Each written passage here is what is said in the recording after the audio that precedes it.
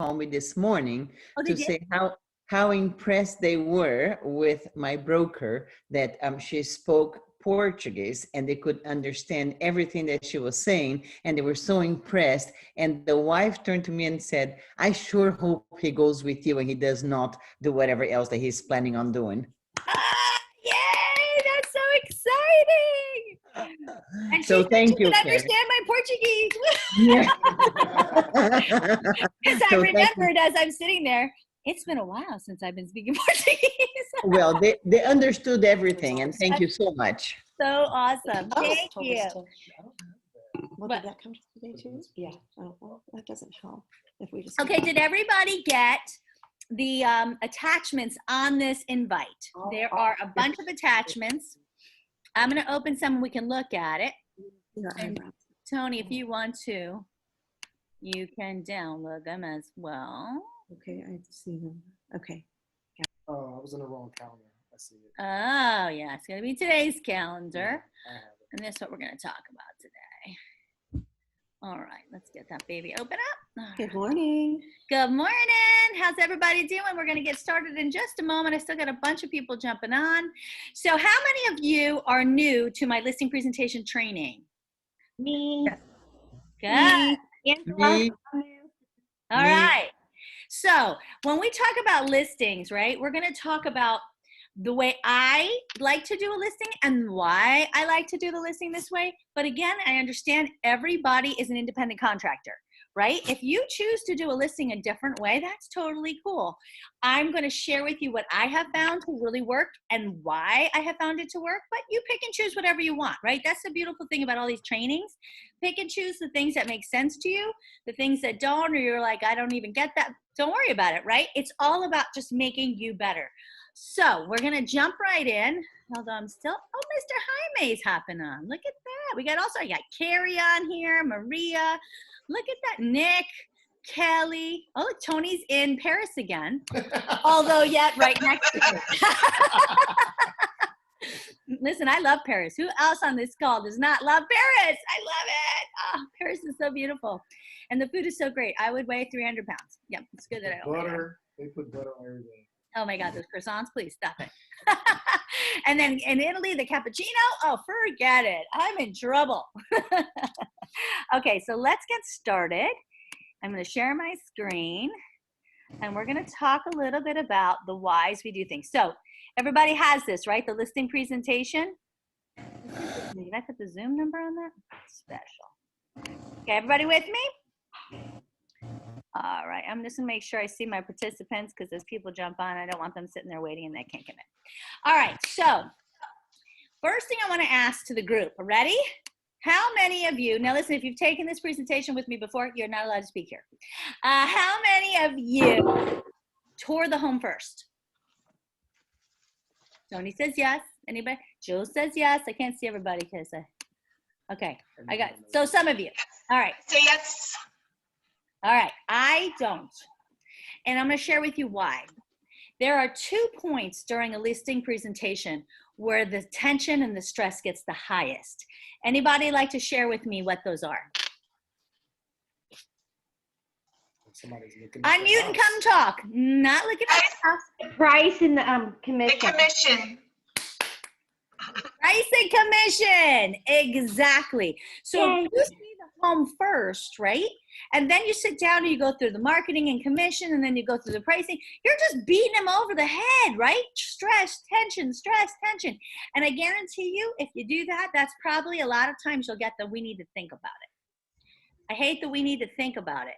So, you know, we have conditions or we have actual things. Like sometimes there's just stalls. We need to think about it. Means I didn't understand what the heck you said. I'm still stuck in the fact of the commission that I don't feel good about, or I still don't feel that you could sell my home.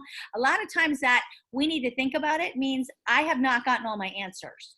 Or if it's, I might want to trade my home for 2 properties and a cow in Brazil, that's a different story. That could be a real condition. That, by the way, Jules, was a new one on me. Yes, in Brazil, apparently they trade their homes for all sorts of crazy things. Wow. Yeah.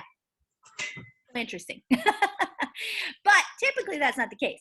So I like to start by going to the kitchen table first. Also, if I had run that listing presentation, I would have gone to a table. Because I feel like, especially if the table's round, we're all together, but I feel like at a table, if I need to pull out materials and supplies, it's not going to look weird. I'm not dragging it out of my bag and then trying to reach over. So I like to go to the kitchen table. That's a carry. Up to you, but that's usually, you know, if they're like wanting to take you to the living room, I say, would you mind if we sit down at the table? I say that a lot. And I just feel that it's a more comfortable scenario to pull your stuff out. Does that make sense? Jen Harnon's in the house. Woo, woo. Okay, we got more people. I love it. So I go to the kitchen table, and the whole point of this first thing is to understand their needs and wants, right? Motivation, number one. But again, guys, if you did an excellent listing presentation consultation beforehand, you know a lot of these things. So really what you're trying to do is gain rapport, right? If somebody does not feel comfortable with you, has not become your friend, they're not going to listen to anything you say. So people who jump in and get started in marketing or telling them about themselves or telling them about the company or whatever they do, these folks aren't listening. They're like not, connected to you. So I'm going to share with you, there's a couple things. Obviously we have questions. Why are you moving? Where when would you like to be sold and closed? What happens if you don't get there? Right? These are all good questions you have right here on understanding your needs. We also have them on the listing presentation consultation. Hey, Peter! Got another person in the house. So exciting. But I do want to know things like what's important to you and the company that you bring on to partner with to help sell your home. They're going to tell you, what, have you sold before? How did that go? Share with me what you loved about it. Share with me what you wished you would have changed. By the way, I wouldn't throw that in one question. I'd separate it, right? Because they're going to tell you exactly how they want you to handle, how they want you to do communication, how often they want to hear from you. You might find out these people want you to be at every showing and it's like 300,000 and you might go, well, I need to cut that one right away. So when you're doing your presentation, how to slip that in, right? If you didn't know that this $300,000 customer wants you to be at every showing and you get to the end and they throw it at you and you're just like really trying to get the listing at this point, you might just say yes. Dear God, don't do that. 300,000 show, I would shoot myself. So you have to know these things ahead, right? So that's the beautiful thing. Now, another thing I'm going to share is called, it's part of neurolinguistic programming, and it's matching and mirroring, right? Has anybody on the call never heard of that? Matching and mirroring. Have not heard of it. Anybody? Everybody? Okay. Well, I need you guys to let me know because I can't see everybody. So we're going to come off of the screen share for a second. We're going to do a little exercise. What? Okay. So if you're matching and mirroring, I'm going to do it with Tony. Let's see. Can you see Tony and I? Right? Let's say we are at a listing presentation, which I'd rather call a listing conversation. Oh, I get nice lighting. Oh, look at me. I just got younger. You're Paris too now. I'm like, where's I'm ordering one of these today. Okay, I just had a little fun there. So We're here and we're there. We're everywhere. Okay, look how much better I look with your light. I need one of those things. Okay, anyway. Right? Seriously. It's so scary. So sorry, that was very distracted. Oh, Peter. Oh no, he was on, he's off. Okay, I don't know. So let's say we're in a listing consultation, or what I like to call a listing conversation, and we're trying to build rapport, right? We're sitting at the kitchen table. I want to him, some people are just like, God, I liked those folks. I felt like a connection. It's because you're communicating in the same way. So a lot of that goes down to, are these people visual people, right? 80% of the population is visual, by the way. And these are folks who talk fast, who see pictures. They see big pictures. When they dream in color. They dream like a movie. You guys can all figure out that I'm obviously a visual, right? There's certain words we use. I'll see you later. Look forward to seeing you, right? You might notice I use those words a lot because that's who I connect with. Now you have folks that are auditory. If anybody can recognize an auditory person that you've worked with, because I had this one music teacher and it used to always throw me off because he'd go like this and he'd be looking at me, but not looking at me, like looking through me. And I'd always be, is he talking to me? Like, should I answer that question? He's auditory. He's listening in his head. So his eyes are like dull. They're like, you know, because he's not focusing on anything. He's listening in his head to how he feels about it, right? That's how he's interpreting. So look forward to hearing from you. You know, these are the people who are going to be using words like that. Now you have the kinesthetic folk. God help. I don't do well with these folks. They talk slow. They have to see how they feel about it. So these are people who tend to kind of maybe touch their arms, touch their legs. They're seeing emotionally how they feel about the conversation, how they feel about how that's happening. So a perfect example is, God help me, married to the same man for 23 years, and about 2 years ago, it dawned on me, I married a kinesthetic man? What the hell's wrong with me? Well, we're at a party, something happened. We were talking about it on the way home in the car. I'm talking about how they looked, how their stances changed, how they kind of got up next to each other in a weird way. He's talking about how he felt, the feelings in the room, how the tension rose. I'm like, what the hell? Were we in the same place? Like, I don't. That's a kinesthetic person. Totally. I felt like we were talking about two different things that happened, right? Yeah. This is important to understand. We don't know what your seller is going to be. We don't know if they're visual. We don't know if they're auditory. We don't know if they're kinesthetic. Thank you. So with that said, what we need to do is we need to make sure that we bring materials for all type of people, right? Okay. So your visual people, you're going to need some flashy things for them to look at and see. I love an iPad. You know, a tablet is much better than a laptop. I don't like, boom, let's get started. Horrible. Hey, Peter, you joined the listing presentation class? I can't even believe it. This is so exciting. So you could come in the room too if you want. Anyway, so it's really important to have something for them to see, to visually get them engaged. You need auditory. You know the people that you just sit there and talk to? Well, listen, if you do that with me, you've lost me because I'm a visual. So I'm going to tune you out. So you think this is going so great. We had such a great conversation because you're auditory. That's how your major mode of communication is. I'm not. So, you know, I'm going to be the person who says I need to think about it, and you're going to say, what the heck happened, right? Because you think it went so great. Well, I do love that tree. It's little, but I like it. Oh, it's awesome. Ellie. There we go. Okay, so, thanks guys. The other thing is, what do you bring for a kinesthetic? Anybody? It wasn't right. They need to touch things. Yes, That's our listing presentation. That's our beautiful brochures. You want to always keep lots of goodies in your bag. So if you find a kinesthetic person, and you'll know, because these are people who are always touching things. You know, like my kids sometimes are like that. And I'm like, geez, they're kinesthetic too. That's terrible. Now, a lot of times we will communicate in a variety of different platforms. You know, we're not just 100% visual or 100% kinesthetic. So if you're somebody who likes to touch things, give them brochures to touch. Hand them out early so that they feel comfortable during the presentation that they're getting that part taken care of, because those people need to be touching and feeling things to be able to pay attention, right? Because if they're not doing that, you've lost them. So the time that you're at that table, you're trying to figure out what kind of communicator do you have? Do you have a visual person in front of you? Do you have a kinesthetic? Do you have an auditory? You need to know how to adjust this presentation based on who's with you. Right? So that's the other thing. So the fact that you knew a lot of the stuff about their major motivating factors is awesome, because now you can go into the deeper. So share with me what it's like in New York. And some of these times you're just trying to get an idea of how they're communicating, right? And now this gives you an opportunity to build rapport. I always am going to tell you, have a notepad with you always.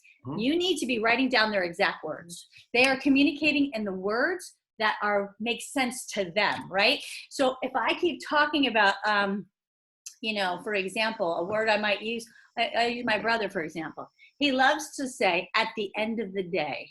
And every time I use it, I think, oh my God, there's Chris's saying again. Still a phrase. At the end of the day. So I know if I want to wrap my brother up because he's kind of going on a little too long, I just throw, you know, you're so right, Chris. At the end of the day. And he's like, oh yeah, she gets me. We're there. Okay. He doesn't have to talk for 10 more minutes. Thank God. Okay, we're good. I love them, but you know, sometimes. So that's what you're looking for. You're looking for key phrases, for ways they're describing things. Write those exact things down. You're going to be using that throughout the presentation. Those are going to be very helpful for you when they get to that moment of tension, to bring them back to a place that they're comfortable. You're going to use their words, right? Yes. So that's crucial. Now, we want to make sure that they're starting to feel like we are in sync. So that's where matching and mirroring comes in. So if I sit down and present, now here's the thing, I'm going to tell a little story because some of you guys are new. I'm going to tell it into this beautiful thing here because it's like got so much nice color. Okay. So if, for example, I wanted to share with you a story of how this works, neuro-linguistic programming. I had a trainer, my coach for neuro-linguistic programming. Her husband always called her, you know, what crazy thing are you doing now? Well, he was into advertising. He had a small advertising company, did some great work. And in New York, they had this huge project. And this project, they were hiring one person to do this enormous project, but they were very specific about the type of person they wanted. So he was so excited he had the opportunity, but he had first shot. So they were seeing like 5 people. So first and last position are usually the strongest, right? But he was like, okay, I have to leave a huge impression because I am going first. He can forget about me if he gets good people. So he said, show me your voodoo. That's what he used to call it. So she said, listen, you've got to match a mirror. So what does that mean? That means when you sit down with him, can you guys see me and Tony here? You're going to sit in the same fashion that he's sitting, right? He's leaning back. He's got his leg crossed, his arms crossed. You've got to do this very naturally. If you do it uncomfortably, like you're constantly changing, it's going to look really weird, okay? So body language is very easy to match. Another thing that's easy to match, and you should do it as soon as you get there, is the tonality of their voice. Do they speak high? Do they speak low? Do they have a very soft, casual tone? Just like me, right? I know. Okay, now. Anyway, so you want to match that tonality. You want to match the speech pattern. Some people talk really, really fast, and then they breathe, and then they talk really fast. So I'm not saying do it where you can't even get yourself understood, but try to match the patterns that they speak in. Those are the easier things that you can start to do that they won't notice. This is so weird. What the hell is she doing, right? So as you're talking, and so he did this when he went in, he sort of matched the breathing. The guy took long, deep breaths. He spoke very purposefully, but short phrases. He started doing that. His tonality was lower, so he lowered his voice a bit. And they were in conversation. He sat down, he crossed his legs as the guy did, and the guy picked up a cigar rather. Well, he didn't have a cigar, so he just picked up his pen and he started holding it the same way the guy was holding the cigar. And they're in conversation. So at one point, he got really invested in the conversation. He dropped his pen. Well, the guy dropped his cigar. That means that's called a match. They are now following you. End of story. He ends up leaving. The guy's like, it was so great meeting you. Thank you so much. He gets down from the 48th floor to the elevator, and the guard stopped him. He said, I'm sorry, sir, can you go back up? He thought, what did I forget? He went back up. The guy said, you know what? I don't need to see anybody else. You and I have connected on such a level. I really feel you understand where I'm coming from. You get the job. True story. So that is neuro-linguistic programming. That is the power of matching and mirroring. So it's a great thing, and you can do it over the holidays because you're going to see maybe people, right? Try to do it so they don't know. If someone's like, what the hell are you doing? You're doing a bad job. Okay, so you want to make sure that as you're matching and mirroring, you're looking for smaller things. So if it was Tony, I would cross my arm, right? I would be kind of just, you know, casually. Don't do it as soon as they do it because that's also weird. And when you feel like you might be in a rhythm, you test it. So if I was doing with Tony and I thought that we were finally in a really good rhythm, I might put my arm down. If he puts his arm down, I am now in the lead. Does that make sense? So at the beginning, he's the lead and I'm following him. It's matching and mirroring. I test it by changing to see if he followed. Maybe I just lean back in my chair. If he leans back or if I move forward, if he does that, I know we are now in sync. It's at that moment I will start my listening presentation. I will not start my listening presentation before that because there's no point. They're not paying attention. If you really want somebody to, you know, get what you're trying to explain to them and have this conversation with them, you have to be in sync. Does that make sense? Okay, the people in the room say yes, so we're going on. Yes. All right, woo! All right. Yeses. Get a couple yeses. All right. Okay, so that's matching and mirroring. Oh, he took the light away. Now I look yucky and old again. Oh, thank you, Johnny. He gave it back. I'll take the loud noise because I look younger, so it's good. All right, so everybody clear on matching and mirroring. Any questions? I'm a neurolinguistic programming practitioner. There's a lot more to neurolinguistic programming that I'd love to train you all on. One of them is triggers. Triggers are so critical. They can really help you not only in your own personal life when you get to a moment of stress to really relieve yourself very quickly. It can help you bring your customers back from a moment of stress. And that's why we're kind of trying to use their words as a trigger. So that way, if we notice there's certain things that make them feel comfortable or they're really excited about, you know, if I'm super excited about the birth of my grandbaby, right? That's what I'm saying. I'm going to use the birth of your grandbaby. I might not say grandbaby. I might say grandchild or whatever. I'm not going to say that. I'm going to say it exactly as you say it. Because if I say, oh, that's so exciting, you're having a grandchild born, it doesn't have the same connection, right? But if I say, oh my God, the birth of your grandbaby, you know, and sometimes some people are so good at this, they start matching the accent. My mother doesn't know she does it, but I'm telling you, she talks to a British person at the end of the conversation. I think she's from Britain. I'm like, what the hell, Mom? I get accused of that all the time, especially when we go out to eat. My wife's like, you stop. So some of us are natural at it anyway. We don't even know we're doing it. And you want this to be as natural as possible, but you need to do it purposefully because you want to make sure that you have connected before you move on to the rest of the presentation. Sound good? Okay, so the more that you can talk about family, where they're going, why they want to get there, what happens if they don't want to get there. Tell me more about, have you found a space there? Like deep, third, fourth, fifth tier questions. First of all, they're now in a personal level, right? A lot of this is not just, this is my home, it's 5-bedroom, 4-bathroom, I want to get this price per square foot. Like that keeps it very on surface. It's very easy to say no to that person, right? So remember, there's two things that combat each other. One is logic and one is emotion. We need to get emotion in the beginning so that we can use that when they start to get too logical and nervous. We can throw the emotion in there to remind them why they want to move, why they need to sell their home in 30 days to be there for the birth of the grandbaby. So why that pricing is going to be important, because otherwise, remember, you shared with me, if you weren't there in those 30 days, you would never forgive yourself, and nor would your daughter, right? So these are things that you can use later. That's what you're doing. You're in an exploratory mission, trying to figure out a couple things. Are they visual, auditory, kinesthetic? Like what kind of person are they? How are they going to communicate? You got to know what to pull out of the bag, right? Number two, what is really, truly motivating them to make this move? Because the reality is people get very surface on that. We need to dig deep to understand why. Well, we want to move. Why? Because we can get a lot of money for a home now.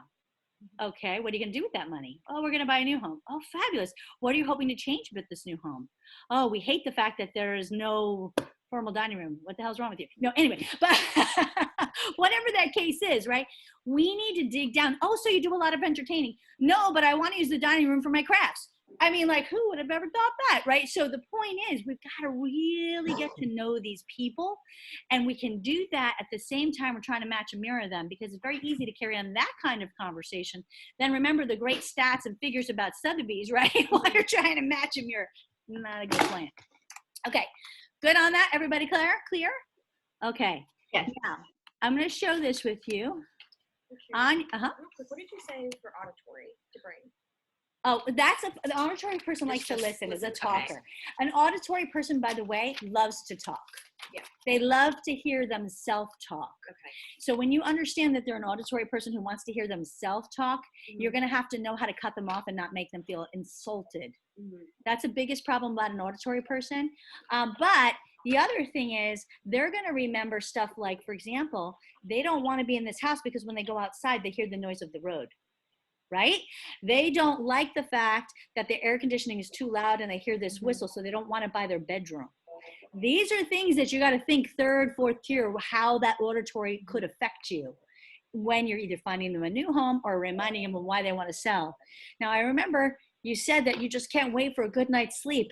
And if you had to stay one more night with that air conditioning humming right by your bed, and now that we're going into the cold season, the heat's even worse, isn't it? Right? So it's just about understanding and then being able to use this when you need it. Okay, so this is the transition from discovery to marketing plan. To me, this is the most important time for you to set expectations. We want this to feel communication. We want it to feel like a conversation rather, but you need to be in control of this. This can't go off, because if the moment you start getting off into a conversation, you've lost the entire point of this. So what we're gonna do for this, and I'm going to unshare for a second, that is the text of how you could use it. Use it any way you want. The most important thing is what you're going to cover. So for first, I'm going to actually demonstrate this, okay? Everybody ready? By the way, I am recording this for anybody who might want to know. Okay, I'm going to do it with Jen. So we've been talking about her grandbaby, which would be really funny because she shouldn't be having a grandbaby. Really awkward because she's way too young for that. And I'm going to say, so you were 10 when you had your first shot. So we're having a conversation. It doesn't matter what you're talking about. The easiest way to transition is to say something like this. You know, it's so funny, Jen. People ask me all the time, what does it take to sell a home? And you know, there's really only 5 things. What do you think the most important thing about selling your home would be? The price. The price. Absolutely, because everybody's searching for the price, right? Yeah. Now, who do you think gets to set the price for your home? Like what they would say. I do. Yeah, no. You would think so, but no, you don't get to set the price. I don't get to set the price.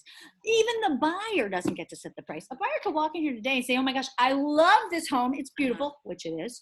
And I want to give you $1 million for it. But the bank might come in here and say, based upon the other sales in this community with similar bedrooms and similar bathrooms and similar square foot, I'm sorry, that is not what we're going to loan to you. So it is actually the market that sets your home. Now, good news, the next thing is terms and conditions. You get to pick that. So you're totally in control of that. So you get to determine, do you want to make this for cash people only, or maybe VA as well? Maybe you want to open it up to have broker opens or perhaps virtual open houses. We're going to talk about all those different things, but you're in the driver's seat. You get to pick that. Now, condition is critical, as you can imagine, and you've done an amazing job here. This home is spotless. But again, this one's on you, because I'm not going to be here to put the cookies in the oven before they come. So you just got to keep up the great work you're doing. Now, the next one, we always heard what? Location, location, location, right? And that was you when you bought the home, but now you can imagine the buyers get to choose that. So this is where we need to work together. We're a team. I need you to share with me all the reasons why you lived here, what you love about living here. And we're going to use that for the public remarks. Great idea, guys, by the way. So we get so sick and tired of writing those things. We're going to use those in the public remarks because people don't care about what I think. They want to know what you think. What was the experience of living here? Okay, so I told you there's 5 things it takes to sell a home, right? We've covered 4. I haven't even done anything. You're wondering why I'm sitting here. Well, the good news and the most important thing that it takes to sell your home is exposure. And that is exactly why I partnered with Premier Sotheby's International Realty. There you have it, right? So questions? Thoughts? I want to buy a house now. Perfect. Sold. You did really well. Thank you. Okay.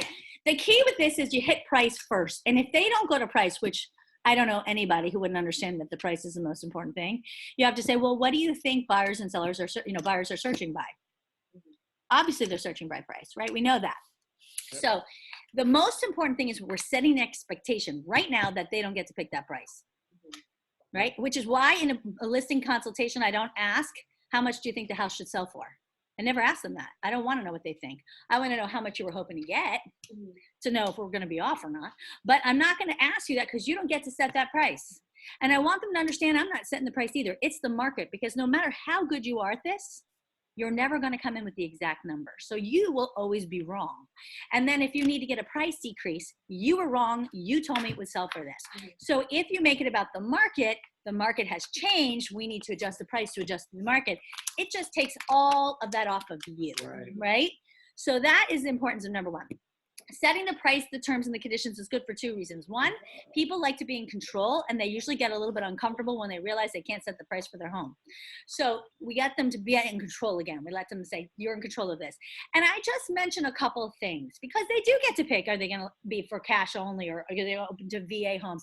This is a little bit of a slippery slope though. I'm going to warn you right now. If people go, well, why should I not open it to a VA home? Don't get into a whole long conversation about how the VA inspection can be a bear and, hey, how's there, right? Don't get into all of that, because now you're going to get sidetracked, derailed, and you lost the whole point of the 5 things it takes to sell a home. We are trying to, A, take control of this listing presentation, number one. B, set the expectations, and it's very hard once you get derailed to get back in. So you can say, those are great questions, and we're going to go through all of that because you get to pick it and move on, right? So whatever they try to throw you off with, say, I couldn't agree more. That's a fabulous question. We're going to hit all of those things. Now, and just move on. It should feel conversational. Did you feel like I was like just throwing stuff at you, or did you feel like it was conversational? Jen said conversational, so I'm going with her. But you want it to feel that way, but it's really not. You're running the show here, okay? Now listen, I gave you some words. You don't have to say it like me.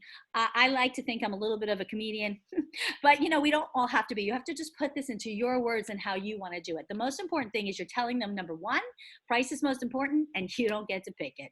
It is set by the market. Number two, you do get to control the price, the terms, you get to control all that.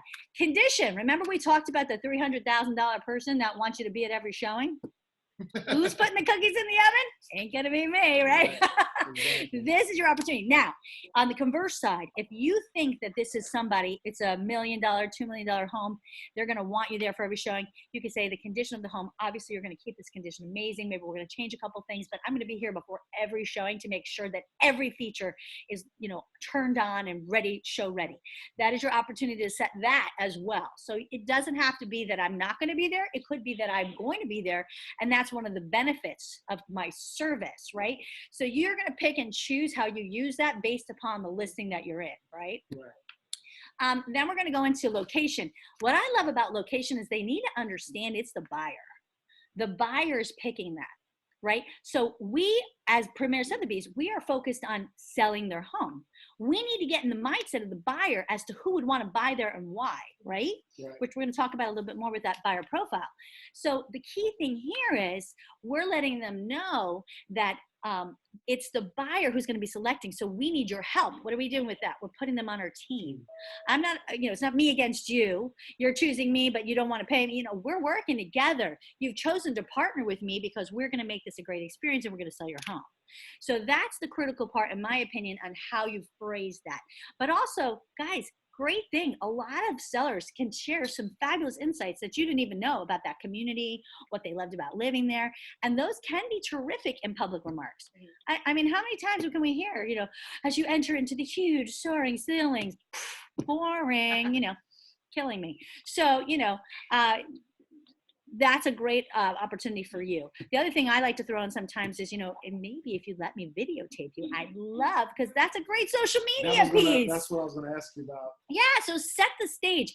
The more that you can tell them we're on this team together, you also did another thing. You assume the sale, right? They're already listing with you because we're working together. We're already doing your marketing plan. So that's another important part about the location. Now, however you want to set up the exposure is you. I like to be funny and say I'm sitting here and for what purpose, because I'm not doing anything, right? That's a me. You don't have to do that. But you can, the important thing is that they understand the most important job of a realtor, really our only job, guys, is the exposure, which is why it's so funny that so many realtors just throw it in the MLS and leave it, right? We don't do that. Our whole job is to get your home in front of the right people who can afford your home, right? That is imperative. So that's what we're letting them know. And it leads so beautifully into why you partner with Premier Sotheby's, right? So everybody good with that? How does everybody feel about the 5 things it takes to sell a home? I have a question. Sure. Okay, so I'm completely new to the industry, so maybe I'm just not understanding this part. If you have somebody with a price point of $350,000 and then somebody with a price point of $2 million, what you want to still treat the one that's at $350,000 the same as the $2 million? Like I'm hearing you say, like doing all the showings for the higher price. $350,000 home, you're going to get tons of showings. You don't want, you're going to run your whole life if you're at every showing. Okay, so that would be a total waste of your time. If it's a $2 million property, you got to make sure that that home is protected, and you have to give a different level of service because you need to make sure that the people who are showing the home understand all the features and benefits of that home, because that agent has never been there before, and they don't know that you have a thermal heated flooring, and they don't understand that you have this awesome security system that is, touch ID or whatever, right? So that's the other thing. You don't want to also be a hawk and follow people around, but you want to be able to share in a really conversational way. Oh, did you notice that your feet all warm and fuzzy because there's thermal flooring here, or whatever the case may be. Okay. You need to be able to be there for that. So that would be why, because there'd be so many showings with the 350. Yeah, I mean, heck, if we could have the same amount of showings in a $2 million home, Right, exactly. fabulous, but that's not the reality, right? Right. Okay, thank you. Yes. Anybody else? Everybody, how does everybody feel about the 5 things it takes to sell a home? Again, suggestion. If you don't want to do it, don't do it. But I have found through a long time that it really helps to set the expectations, and it really gives you that transition into the marketing plan without feeling like, okay, let's get started. Like, here we're having a nice conversation, but we've got to stop because this is really a listing presentation. Let's remind ourselves of why we're here. I'm trying to sell you something. Bad, right? We want to feel like we are in a conversation, we're working together, and so that helps with that. All right, so moving on, we're going to go on here, and I'm going to go back to what I've got here. I have listed a bunch of things that you're going to want to have with you in a listing presentation. In my opinion, this could be digital in the form of on an iPad. I love that. You could have printed. You could have both, depending on if you have a kinesthetic person or a visual person, right? If it's a visual person, I might just want to show you on the iPad. If you're kinesthetic, I'm going to hand you some things. But we're going to drop off that pre-listing package before, just give it to them, right? What we're going to go through in our blue folder is going to be things like have a copy of that list track report. If we're going to talk about how that works, isn't it better to show them? Show them, oh, you see here, these are all of the different types of ways that people are looking at your home. And this is also telling us the top 100 zip codes worldwide. Now here you can see there's certain Sotheby's offices where they've had so many people, they actually show up on our report. So now we can contact them, right? We can talk about that.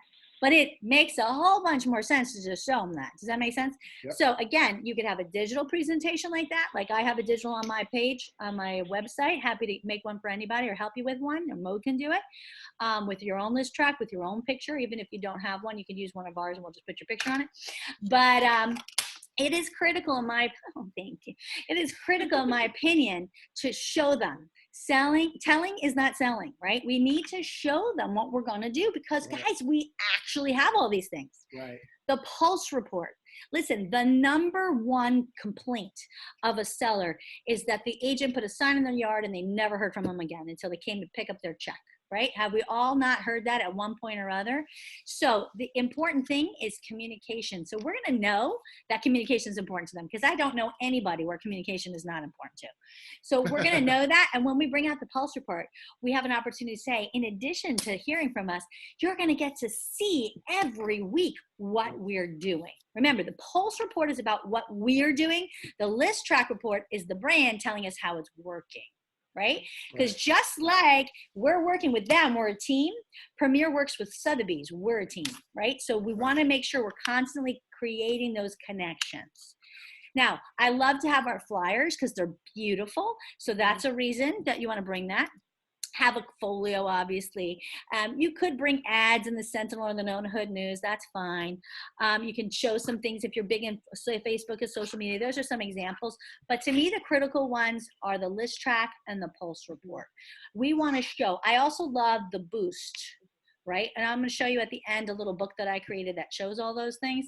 But again, it really explains how Sotheby's is different. So I have some things in here for you. Worldwide. What does worldwide mean? These are some different ways you could say it. But to me, when you're in a listing presentation, you're starting that marketing part. You have to be able to quickly communicate, not just feature dump, communicate why Sotheby's is better for them.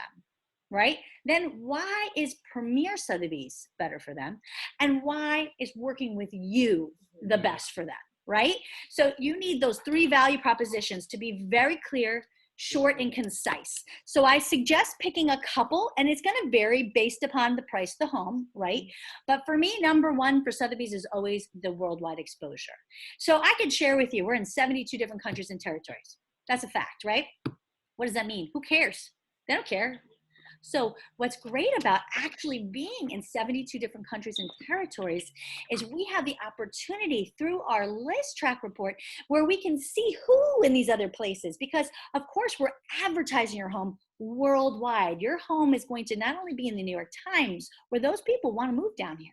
It's going to be in the Wall Street Journal. You know, the average income of the Wall Street Journal is $450,000. That is the type of customer we want to see in your home. Your home is going to be in the Juwai in China, the Nikkei in Japan, the Financial Times in India, the Country Life and the James Edition in the UK. It's going worldwide, but we need to know who's engaging with it. So we get to see from this list track report, boom, where they're coming from and what Sotheby's office is. Because again, having an office, you know, in Paris and seeing that they're there, we can contact the people and we can say, hey, I see that you've got a lot of folks that are interested in this property. What can I give you more materials to help you, you know, give that information to your customer? Because remember, first of all, they're translating in French, right? The buyer in Paris is very different from a buyer from Canada, even though they both may speak French, right? They have very different mindset. They have a very different need, a very different way to look at lifestyle. So it's critical to get the people who understand the mindset of the buyer working with us, right? I could translate something into, you know, Portuguese, maybe, right, Jules? And what I do is it really resonating with them in the way that they understand it, right? It's not just speaking someone's language, it's understanding the mindset of the people who live there. So if you're not connecting with our Sotheby's offices in other locations, you're missing the boat. And I'm going to share with you a story. Some of you have heard it. Maybe all of you have heard it, but I'm going to say it again because I love this. And this could be something that you show. Can you all see my Chrome now? Yes. Okay. I think, and Carrie, this is kudos to you, my friend. This should be part of everybody's listing presentation. This shows the power of the collaboration of our brand. And I can tell you about it, but it's a lot better to show you.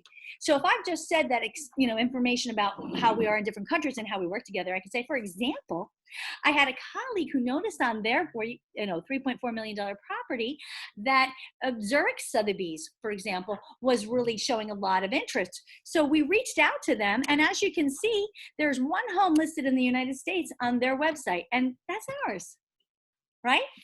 So that's huge, guys. This shows the power of the brand. By the way, Carrie, how much did you spend for that? Carrie. Okay, I'm going to tell you, free. We truly work together, right? So that is the power. For example, another thing, we had a home listed for $6.9 million in Lake Nona Golf and Country Club, and we found that a lot of Brazilians were really interested in that property. We translated it into Portuguese. We sent it down to Bossa Nova. We posted it on Facebook in Portuguese. These are things that we are going above and beyond that no other realtor is doing. I mean, do you know anybody from another company doing that? So I know. So that's the power of having a local presence in these locations, right? So for me, why Sotheby's? The second thing I always hit on is the auction clientele. The average net worth of an auction clientele is $850 million. Do you think those people can afford to buy any of the homes here in Central Florida? Yeah. They could buy any of them for a vacation home, second, third, fourth property, right? Mm-hmm. Who is our average customer? Do you guys know? Okay, I'm going to tell you. Our average customer with Premier Sotheby's is second and third home buyers. It's not first-time home buyers.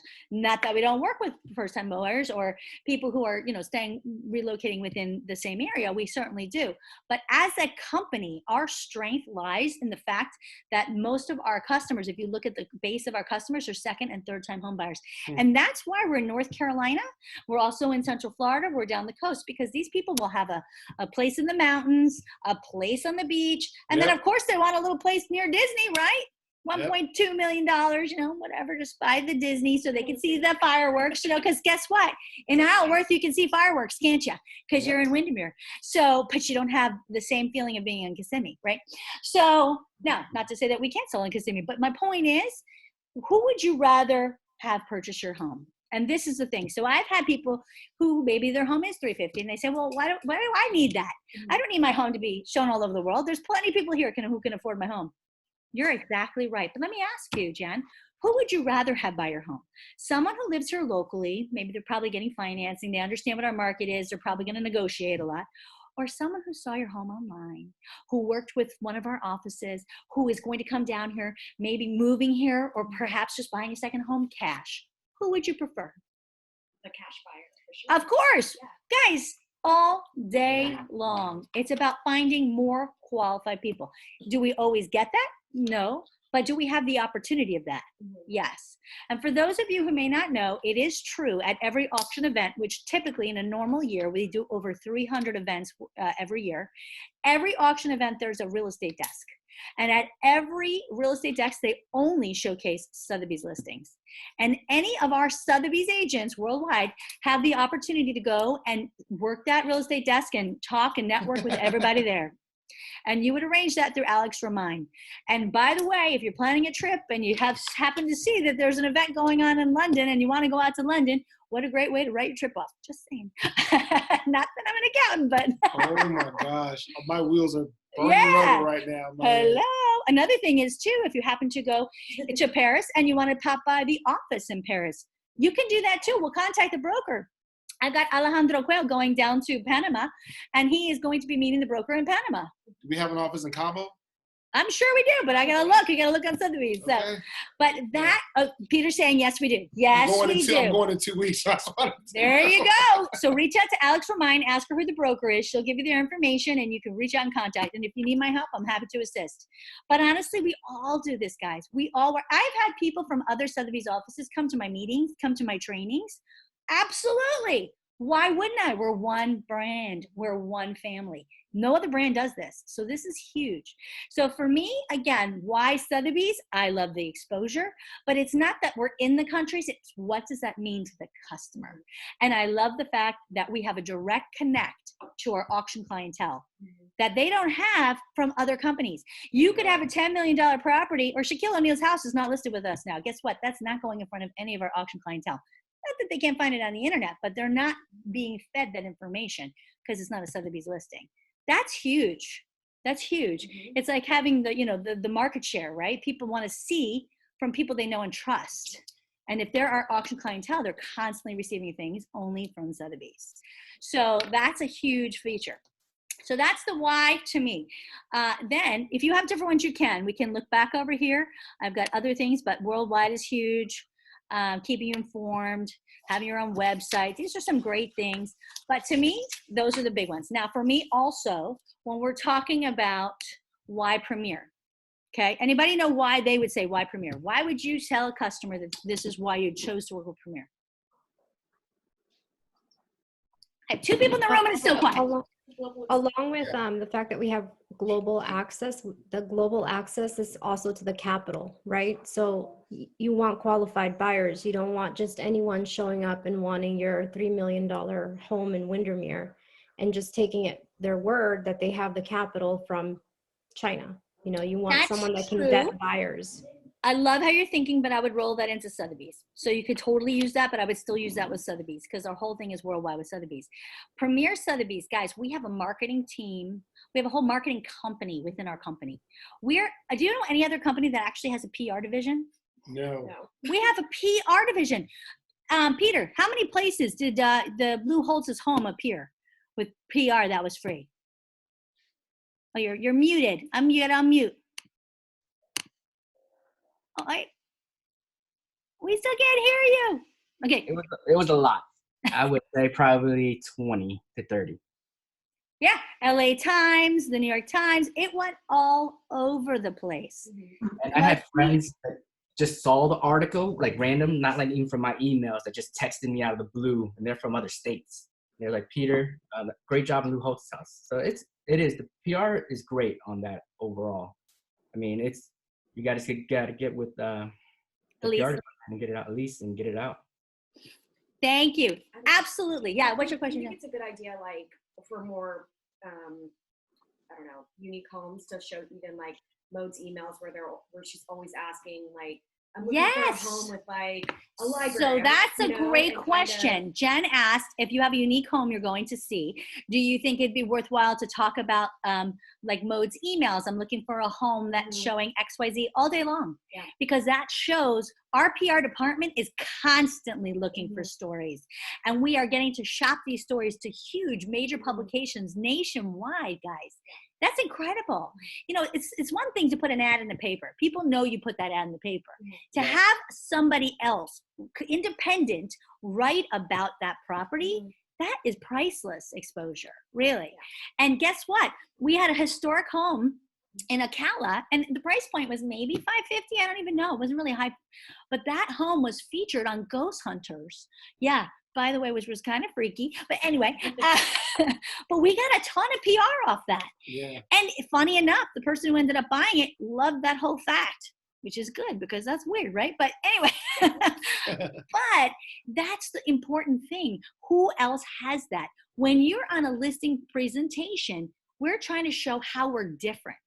We don't need to talk about MLS. Everybody puts it in MLS. We don't need to talk about Zillow. Of course, everybody's in Zillow, right? So that's, who cares? What are we doing different? The other thing, when you talk about our marketing team, we understand your home is unique and your marketing materials should be too. So when your neighbors are all having an open house and they're doing flyers from RPR or Cloud CMA, will our flyers ever look like that? No. They are custom done. I mean, even within, if you did it from your website, you have what, 6 different choices of layouts, but could you at any time ask marketing to create a completely customized flyer for you? Yeah. For free in any language you want. You just got to be able to translate it. So that is the key. Nobody else offers that, right? Nobody else offers the kind of marketing that we do. We are going to create customized pieces because we understand your home. People are going online to eliminate your home.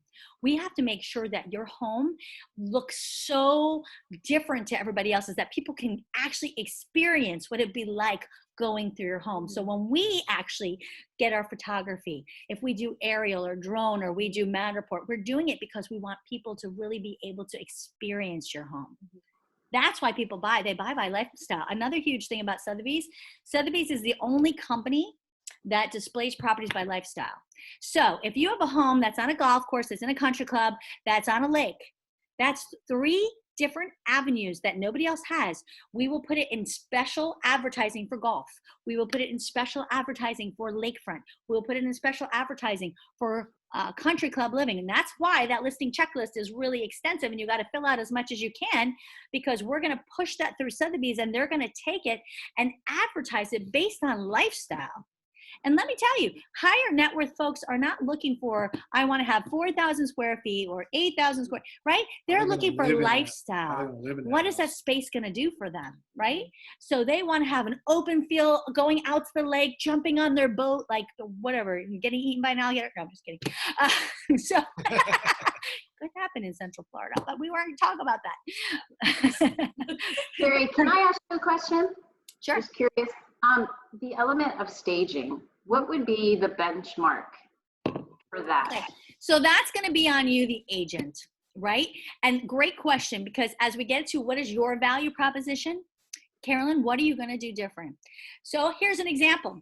Having worked for the builders for over 12 years, I look at a home from the perspective of the buyer. I have been through hundreds of thousands of buyers, and I know when they walk in a home where they walk first and what they're hoping to see in that kitchen and how having a more open space is going to make them feel more welcome. So I'm going to help you be able to stage this home. I'm even going to have a professional stager come in for about an hour to assist us to make sure we are really getting your home so that when somebody walks in, they are seeing it from the eyes that they're wanting to see it from. They're seeing it from, you know, it's important to understand the mindset of the buyer, which is why the other thing I'm going to do for you, and I've already done it, let me bring it out, is I've already created a buyer profile who I feel would want to purchase your home and why. Because again, most companies, their whole plan is to do the 3 Ps, right? put it in the MLS, place a sign in the yard, and pray somebody else sells it. We don't do that.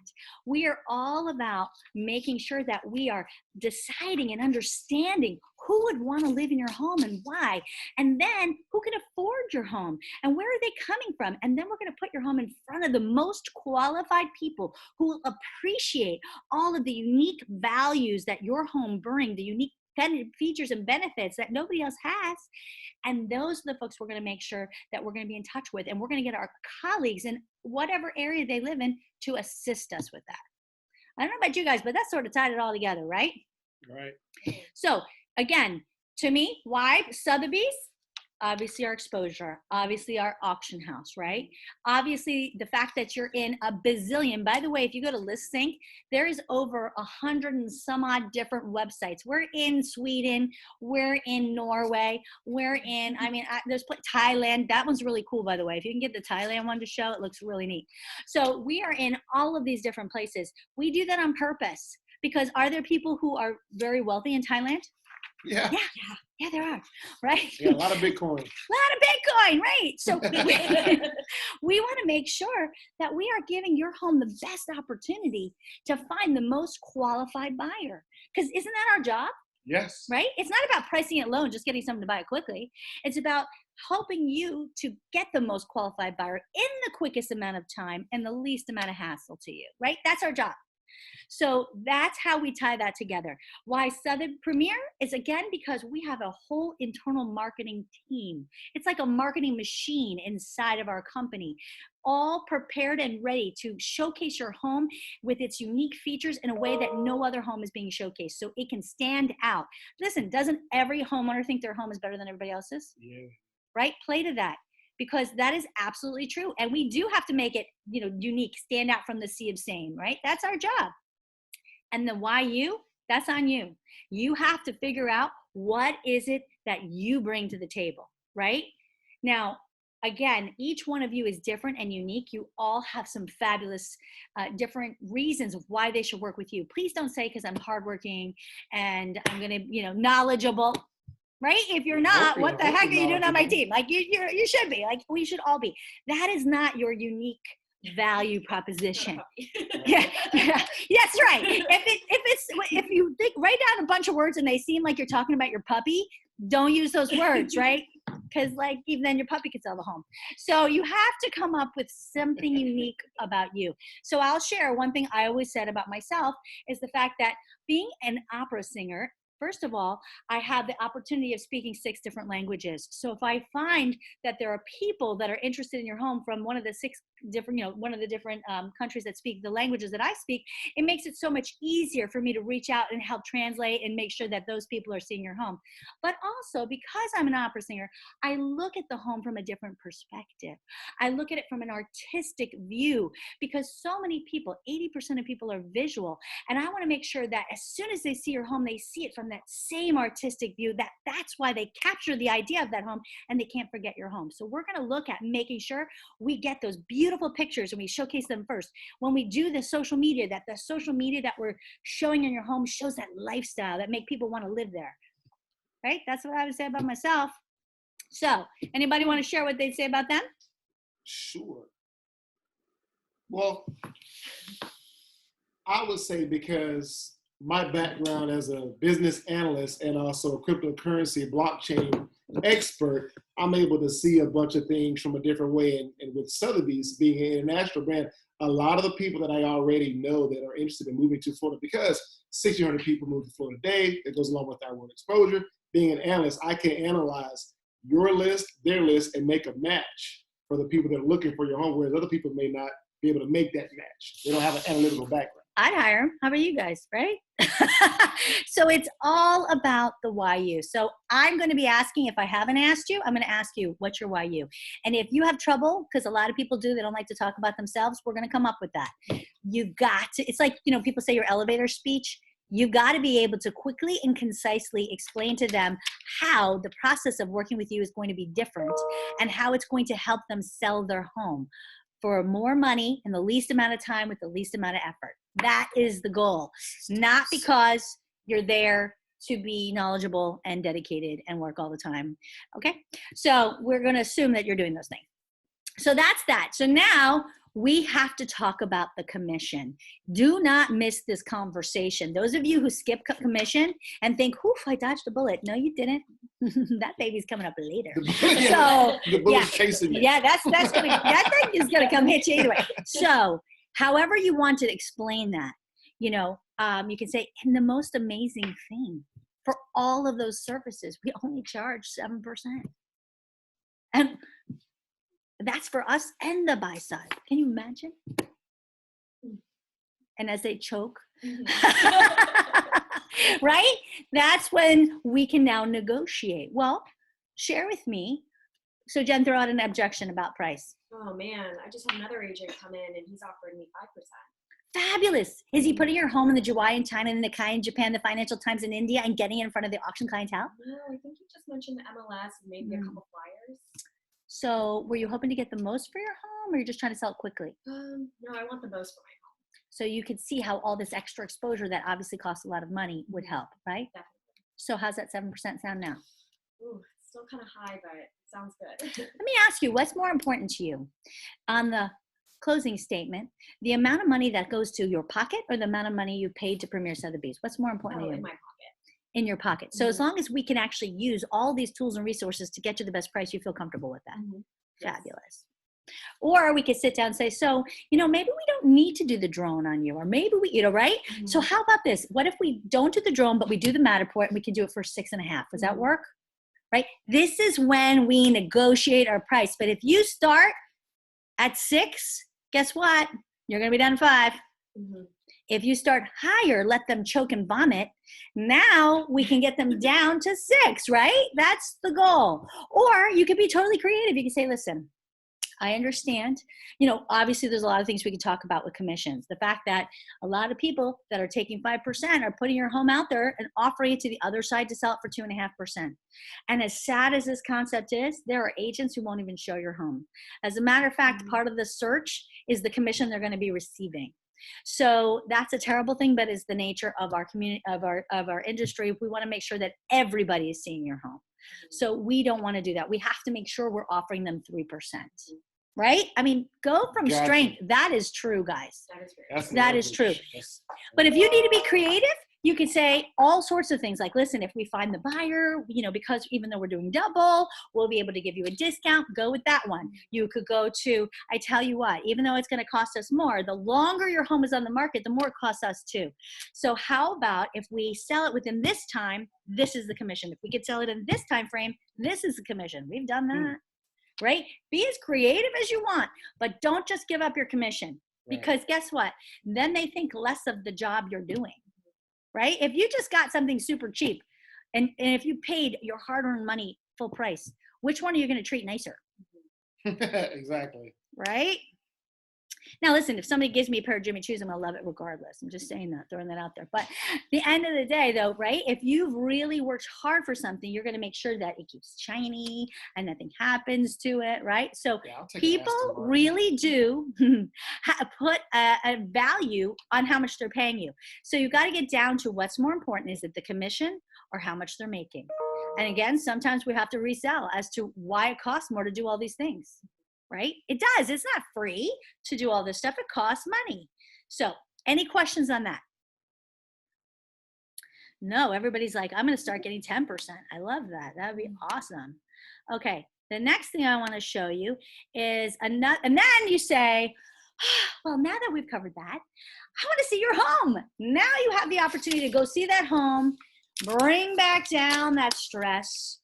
Also, you know, for example, I had a situation with a woman who told me how much she loved her shoes. And when I saw that closet, oh my God, it was an explosion. But these weren't Jimmy Choos. They were, you know, Target and whatever, you know. And had I not known how important those shoes to her, I might have said, oh God, we got to clean all this up, you know, maybe in a nicer way. And she might have been truly offended. But because I knew she loved all her shoes, I was able to say, oh my gosh, you weren't kidding. What a collection. We need to make sure that we put all these away so nothing happens to them. I really meant to say, just get them the hell out of there. They look horrible. But I didn't say that because I knew how important those shoes were to her, right? So that's the other really good thing. By the time you're seeing the home, The other great thing I'm going to share with you about seeing the home is this is a great opportunity to also put yourself back into that plan of the fact that they've already hired you. So what does that mean? That means that I'm going to say, I'd love for you to show me your top 5 best, unique, favorite, whatever things that you love about this home. And that way I can take some pictures, maybe do a little social media, start getting some things going, right? What did I just do? I assumed the sale. We're already starting marketing, right? So this is another great way you can use that. Then you come back to the table and you start the pricing conversation, right? Right. So this is a thing that I love to do. It's really great in the competitive situation. You do whatever you want, but I have found this really works. So Jen, I know a lot of people all talk about, you know, the CMA, that comparative market analysis. And remember, it's mostly because their whole thought is to put your home in the MLS and let other people sell it. Mm-hmm. Now, we are, of course, going to look at the comparative market analysis as well, but we're going to do it a little differently. We're going to look at it from the perspective of the appraiser, not just the agent's view, but we want to see what the appraiser is going to look at. So we're definitely going to give you that data, but we're going to do it from a different angle. But the most important thing is, instead of just a CMA, we are going to do a power sellers report, because we want to put you in the driver's seat. Sounds good, right? What is it? Here it is, power sellers report. Wow. You make it look any way you want to. What is it? It's a CMA with a printout of their home in Zillow or Trulia or Redfin or Realtor.com. Pick 3. I wouldn't do more than 3. This is going to help you tremendously with price, okay? Because we all know, I have yet in all my years have ever seen a home be the same price on more than one website, right? It's always a different price. And you pick the ones that are going to help explain where your price needs to be, right? Sometimes they'll show right up front how much they paid for it, because, you know, they paid nothing for it because they picked it up for whatever. I love these. They picked it up for 1.2 and now they want to sell it for 2.5 a year later. Well, how much stuff did you do to it? Not much. Okay, right? So there's a lot of websites that show how much they bought it for last year. So this is important they see this. So what I say is, you know, again, the importance of putting you in the driver's seat is we are looking for the buyer. We're not just putting it out for other agents to sell it. We want to find you the buyer. So we need to understand what the buyers are already looking at, what they're going to be seeing, and you put them down. It's another great opportunity for you to explain why those estimates are always off. Because you imagine, this is an automated system. They don't know that you have this beautiful lake view, or that your neighbor has got this huge, you know, pole in the middle of their yard. They can't see those things, so they're not calculating for them, right? So that's why these valuations are all different. But for us, the most important thing is to understand what the buyers are seeing, so that we can counteract and explain why it costs a different price, or what the value are. Why your neighbor's got a pole. Why your neighbor has a pole in their yard, right? Exactly, whatever. The fact that it was a sinkhole home next door, right? Whatever the case may be. That happened recently. So does that make sense, guys? So the Power Sellers Report is a pretty cover. You can take mine, you can do your own. It is a CMA. I personally like RPR. Cloud CMA has that great live one now too. You could use that. But take just 3 screenshots of whichever ones will help you the most with the automated valuations. Now you could use the one right from our website, but I have to tell you this, you have to include Zillow. I hate it, but you got to include it because they're all looking at it. So this shouldn't be no more than about 5 or 6 pages. What do you mean, your Power Sellers Report? Right. It should be 3 that you show in terms from the buyer side, like what they're looking at. I like 3 properties. I don't like to show them 50 properties. Right. Now, I don't know if I'm with an accountant, if I'm with, you know, somebody who today is a golfer, but yesterday was an accountant or whatever. So I will keep in my bag. I like to have expireds. What expired? I like to have, I might show what's active, but I keep that in my bag. I like to let them know, pendings are the worst, right? I really want them to see solds, because that's the only one we truly get the idea of what the bank will appraise it for. Like the pending thing's not going to help us. We have no idea what it's sold for. Active, do banks actually consider actives? No, they consider solds. So remember, we're looking at it from an appraiser's perspective. So that's what we're looking at. But absolutely, would I have those other ones in my bag? Yes, because sometimes you need to pull them out to help explain. And I always like to do the summary. It's not pretty. I do it right from the MLS, but shows the average price per square foot. They need to understand that. As much as they think the fact that they put a $40,000 fake grass outside for their puppy is going to help them, Okay, it's not that appraiser's not going to care. Maybe they'll give them a couple grand for it. That's about it. You're talking about the stats. Yes. So when you go into MLS and you pull up the neighborhood, you pull up the solds, and then you hit stats, tabular. I always use it. It's ugly, but I always include it. I like the fact that it's ugly. It's just data. That's all we're showing, right? Any questions about that? So that's my power sellers report. Nice. Okay, so once you've come to a price, then I go right into our close. And where is the close? That's terrific. Where is my close? Here it is. You guys, again, I'll have these if you want them on the calendar invite. So this is something that I have been using for a very long time that is really, really fun. It is a summary close. So in new homes, this is something that we do. Carolyn van der Zijden will be very comfortable with this. You know, you do the tour very much in process. You go from A to B to C to D, because if you go to Z and back to P and over to Q, you're going to miss something, and they're going to say, I have to think about it. So it's critical that you hit everything. And I think the same is true in a listing presentation. So we would take them, when they first walk in, we take them to the map. Why do we take them to the map? I hate when people skip the map. The map is not to show them where we're located. They got there. They know where we're located. The map is a way for a distraction for us to talk about what's important to them in this area. Where do they spend their time? Where do they go to school? Where do they go to work? What's all, right? Motivation, that's what we use it for. Right. Then we go to the different floor plans. Again, we're trying to get an idea of how they're going to use the space, right? Same kind of thing. Then we go to the topo board because we want to talk about the home sites and what you are hoping to do. Are you going to be outside a lot? Do you want to be on water? Do you hate the water and you hate the idea of alligators and you really want to be against the wall because it's more protective and you don't have the money anyway, so it really works out good. We can sell you an included lot, right? But we figure all that out before we even go into a model. And then we'll either take them to a model or a model and an inventory, right? Depending. Don't take them to 20 because too much, right? We want to really narrow it down. Then we take them out into the home site if this is a to be built, and we walk the home site and we ruin all of our shoes. And we talk about how they're going to live here and imagine sitting beside the pool with a glass of wine, watching the fireworks, right? We're going to put them right in the picture. And we're summary closing them. So we say, I know we are so excited that you have found the perfect location so you're close to work and you've got the kids over here at school and then you can be close to your bunco group. And then we found the community that you have that clubhouse so you can send the kids off and have parties there and you don't have to worry about having the parties in your home. And I know the most important thing to you, which I'm so excited we found, was that huge kitchen with that enormous island because you love to make those cookies and you have so much space to put all the different toppings out there, including all the mess you're going to do with the flour. I can't wait. You got to call me. I'm going to join and jump in. And then when you finally put the kids to bed, you're going to get to sit out here with that glass of wine and see that amazing fireworks and just be able to enjoy the fact that you're in Florida. So the question is, are we ready to go ahead and put down 10% or do you need to start with 5? Right? Summary close. That is exactly what a summary close is. You're going to do the same thing in a listing presentation. Okay?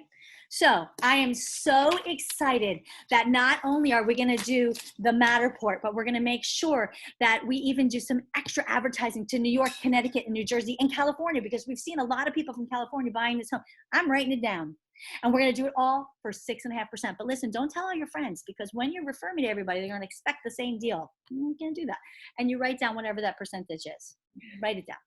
And then you say, and I feel really comfortable starting with the price. We're going to start with 1.2. But if we haven't had X amount of showings and X amount of offers in 2 weeks, a week, 3 weeks, whatever it is, we're going to lower the price this much. Do that, guys. Put that down there. Get them to agree to price drops in the beginning. You will be so thankful you did, because when it's price drop time, you can say, again, like we talked about the market, I think what we're seeing here, right? It's not you. You weren't wrong. You're not doing anything wrong. As we said, the market, we tested it. This is what it said, right? Yep. Then I know we shared, of course, you're going to be getting the pulse report every week, showing you all the things we're doing. And then you're going to get the report from Sotheby's saying how it's all working. But again, I really want to make sure that I'm speaking to you as well. So I like to call on Mondays or talk on Mondays because the market speaks the loudest over the weekend. Is Mondays okay for you? Do you prefer morning, afternoon, evening? What's best? Mornings are fine. Mornings are good. And would you prefer a phone call, a text, or an email? Just send an email. That's fine. Oh my God, she's my favorite customer. Just send an email. Love it. Write it down. She's told me when she wants me to communicate, how she wants me to communicate. I mean, awesome, right, guys? Now just make sure you do that. Yeah. Okay. It's one thing to set that expectation. It's another thing to not do it. You just killed everything. And then, okay, I feel great about that. Now, the last question I have, and this is such a benign question, which is why I love it. Which day do you want to go live? You always get that. I don't know. What the hell's the difference? Well, they always say, Carrie, what do you think? I love that one. Yeah. Well, you know, some people think Tuesday. Tuesday's a great day. Get people excited before the weekend. But other people think Thursday. Hit them over the head. Boom. Get the most attraction for the weekend. Which would you prefer? I think Thursday. Thursday's fabulous. Okay, so we'll have the photographer come this day. What, right? We're going to put all that down. Terrific. Sign here. Now, what are they signing? Nothing. But they feel like they signed something. So whether you bring out the contract and you do it right there, or you talk about the contract there, or you go home and fix up the contract and talk to them on the phone, however you want to handle that contract conversation, they feel as if they're in contract with you already, although they just signed a piece of paper. The other thing is that everything you wrote on here, you can put down the dropping in price. That's huge. Add that to additional terms, right? Add that to additional terms. If they feel really good that they got that Matterport and everything included for 6%, put that on additional terms. It doesn't matter. Matterport, included for 6%. I mean, make them feel like they really are getting a great value. Everybody wants a good deal, right? So if everybody feels like, well, we're just paying more for you because you're Sotheby's, they're always going to go after your commission. Always. You got to make them feel like they're getting a great deal. And everything costs money, right? It does. If you wanted to put an ad in the New York Times, how much do you think that costs? It's hundreds of dollars.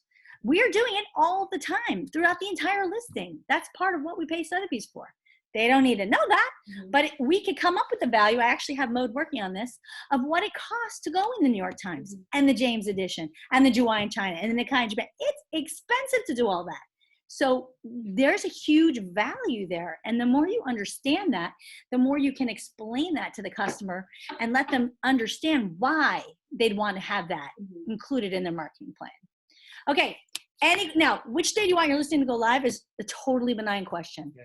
The reason for that is because you want to get to an alternate choice close. You do not want to say, are you ready to list with me? Ugh, horrible question. Don't ever say that. When do you want to get started? That's okay. Open-ended. No yes or no questions. Because you got 50% chance you're going to say no. Don't do that. The other thing is, the benign is great because it takes the question of whether they want to list you off the table. I never asked you that because I just assumed that because, of course, we're working together, right? Some people like, where do you want to put your sign in your yard? I hate that one because people get all weird about, well, I don't know, there's a tree over there. I mean, oh, Jesus. And you just missed the whole point and you lost your momentum, right? We sprinkle our grandma's ashes next to the mailbox. I know. Well, the dog was buried underneath. Yeah, like, you know, there's just so many weird things that can come up from the sign in the yard question. And then guess what? The sign people come out and they put it somewhere else anyway. And then they get mad because you talked about where you're going to put the sign. And oh my God, don't do it. Don't do it. So which day you want to go live? Guys, does it matter which day? No, there's no benefit, in my opinion, one day over another. If you really think there is, use those days. I don't think so at all. So that's just a thought. Any questions on what we've covered? Because I think we're over, probably, because I do that. Yep, we're over. Sorry. That is my suggestion on a listing presentation. Thoughts? Questions? Blank stares. I love it. Tony loves it. Yay! Jen's coming. Woohoo! Anybody else want to ask any questions? Jules? It was great. It was very, very good. And I am sure that, you know, if I was an opera singer, all the words and the flow would be much better. But really, it's actually very good. And I think that especially some of the points that you cover, not to tour the house before, which it was engraved in my brain to always tour the house and then talk about it. It's such, that was brilliant. And I will start doing that. Yesterday, it didn't quite work that way because I had toured the house and you had not. So, you know, I messed up. Totally different yesterday. We were trying to reconnect, trying to show them how we were going to market differently, trying to build value. It was totally different. So yeah, don't worry about that. It was totally different, but we still may get it. Woo! Okay. So Thank you, Jules. Thank Peter, you you. want to share something? You came back on camera. I can share a few things. So we have a listing presentation that we always bring. It's handy to leave things that they can see and touch and feel, and it distracts them because you have usually it's a husband-wife combo, totally opposites attract, right? So you have two different personalities. So you got to like me, I'm distracted. You get this over in 10 minutes. So you got to give that guy something to read or do something else because he's not listening to you after the first 5 minutes. So we always do that, but always answer their questions ahead of time. So like with the list track report that Gary had, so I joke about it. I said, this is when when you look at the list track report, this is when we put your house on the market. This is when it hit Orlando Sentinel. And the biggest complaint that we have between sellers and agent is communication levels, right? So that helps us keep us accountable to you. You always know what we're doing. If you can't sleep at 3 o'clock in the morning, you want to sign on, you can look at it, you see what Peter and his team did or didn't do. And if for any reason, if you're ever upset with me and you want to talk to Carrie, my broker, this is the first report she's going to pull and see what we did and did not do. So this is just keeping us 100% accountable because communication is the biggest thing in our industry if we ever get dinged on anything. So this report is our lifeblood of when we list your house. And this all the feedback from all the showings, it just keeps us accountable. So I love that. Yeah. Woo!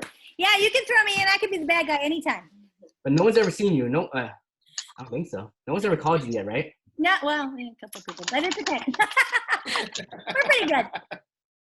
We're good. The truth is, if we ever had a conversation, I am pulling that report. Right? That's true. I am. I'm going to see what's happening, right? Absolutely. So thank you for sharing that. And I will share one more thing if you guys have a moment. I'm going to show you one thing that I did create. Initially, I did it for Tatiani. She had an appointment, and this appointment was a Zoom, and she really wanted to get this listing, and it was a high-end listing. So we needed to have something that she could show these things, but do it on, obviously, Zoom. So basically, we took all those things, and we put it into a little book. And like I said, I did it in Presentation Suite. Anybody who wants one, we can help you. Mode can help you now because she's helping me create them for other people. Yes. If you don't have a listing, Tatiana has been so sweet to say you could use one of her listings, but I'm sure anybody would be happy to just reach out and that you can ask them. Oh, that's the wrong one. Hold on. Elevate your business. So this is just a little, what the heck? I want elevate your business. Is it like just so slow? Yeah. Oh, I keep getting this work with us. Oh, gosh. Let's see. You might have to, Elevate dash your dash business. I don't know if I have that. Is that what it is? I believe. Elevate dash your dash business. God knows what I made the URL, guys. You know me. I just, whatever. Yeah, no. Nope. It's right here. It's just not opening.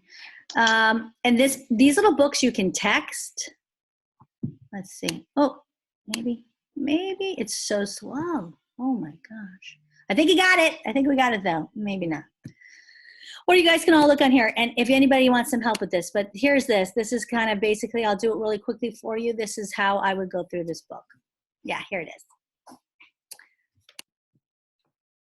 So first off, we want you to know the company that you've chosen to work with is a company that has, we're the second largest affiliate with Premier Sotheby's, and we have done last year 5.2 billion in sales. Guess what, guys? We just crossed yesterday 6.5 billion in sales. Wow. That's awesome. I'm probably not supposed to tell you that, but it's so exciting. Nobody heard that from me. And that's for 2020, right? For 2020. That's insane. Nobody start sharing that though, because I'll get in trouble. I probably wasn't supposed to tell anybody that. I'm awful with secrets. So I'm sure Budge wants to share it. Sorry, Budge. Okay.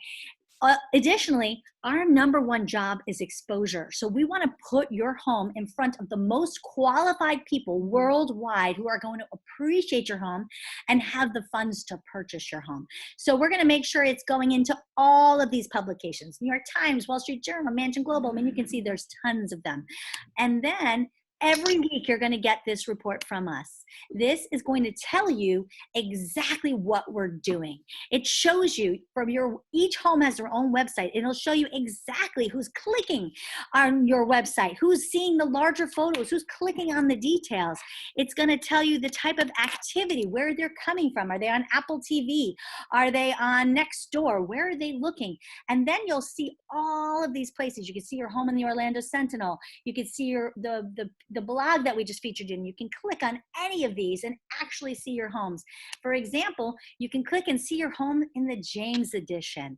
And you can then see also why we want to put your home in the James edition. If you notice, the average household income in the James edition is $250,000.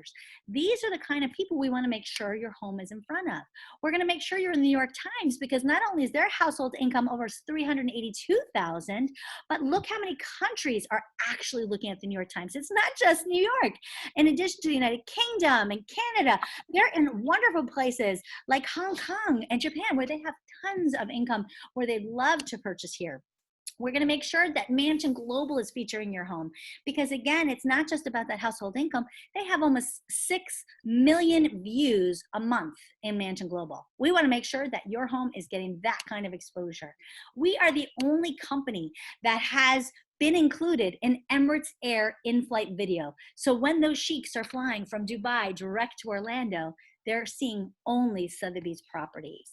And then within hours of your home being on the MLS, our marketing team is going to create all of these items for you, customized just for your home. And we'll be able to send just listed, not only to our sphere, not only to people we know are interested, but also to top agents that we know may also have people. We'll be able to also offer broker opens or virtual open houses or whatever you feel comfortable with. We are going to be able to send you the market information for your community. We're going to be able to, so you can tell, what are your neighbors doing? How many homes have sold? How many other homes have come on the market? And then you're going to every week hear from Sotheby's, and they're going to tell you how all this marketing we're doing is working. And that's what this report's going to look like. So it's going to tell you the top websites that they're coming from, so we can focus on that.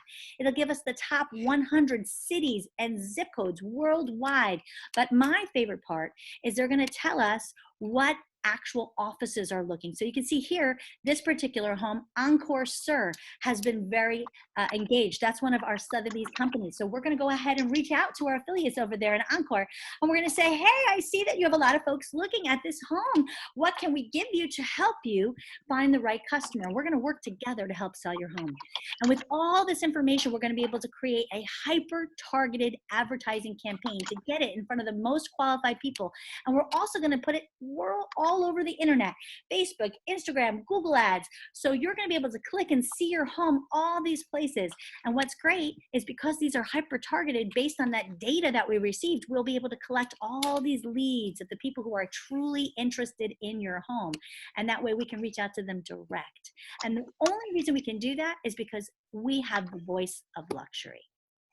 That's it. Yeah. What do you guys think? Anybody want that book?